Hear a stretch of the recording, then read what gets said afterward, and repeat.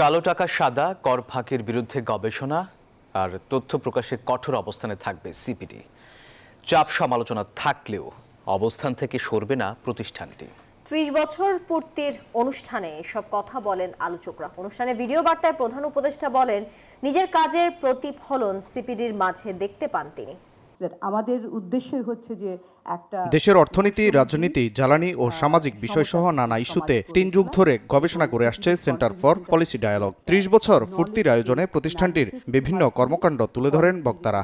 Knowledge based অ্যানালিসিসের মাধ্যমে policy recommendation সুপারিশমালা তুলে ধরা।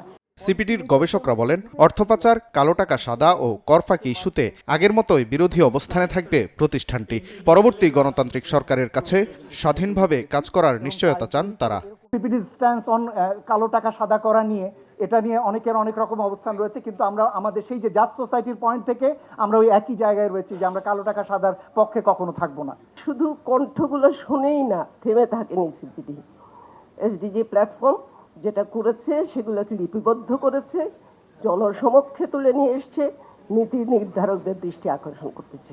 সিপিডির গুরুত্ব তুলে ধরে আগামীতে তা অব্যাহত রাখার আহ্বান জানান সাবেক বাণিজ্যমন্ত্রী আমির খসরু মাহমুদ চৌধুরী। যে কাজটা সিপিডিও করছে পার্টলি, যে এই যে কন্টিনিউয়াস অ্যাকাউন্টেবিলিটি যে বিষয়টা আছে, এভরিডে অ্যাকাউন্টেবিলিটি, এই অ্যাকাউন্টেবিলিটি আমাদেরকে আনতে হবে। প্রতিকূল পরিবেশে কাজ করায় সিপিডির প্রশংসা করেন প্রধান উপদেষ্টা। ভিডিও বার্তায় আহ্বান জানান দেশের স্বার্থে কাজ করার। দেশের সাধারণ মানুষের সামগ্রিক অবস্থার পরিবর্তন এবং দারিদ্র্য দূরীকরণের জন্য যে চেষ্টা আমি সারা জীবন ধরে করেছি, সিপিডির কাজে সবসময় আমি তার প্রতিফলন দেখেছি। ছাত্র জনতার গণ অভ্যুত্থানের মনন সৃষ্টিতে সিপিডির গবেষণা ও জনসচেতনামূলক কার্যক্রম অশেষ ভূমিকা রেখেছে। অনুষ্ঠানে সিপিডিকে পুঁজিবাজার নিয়ে আরও বেশি কাজ করার আহ্বান জানান অর্থনীতিবিদরা। CPD also trying to some research work on the capital market. Walid Sakib, news 24, Dhaka. অনেক বছর আগে যখন নেলসন ম্যান্ডেলা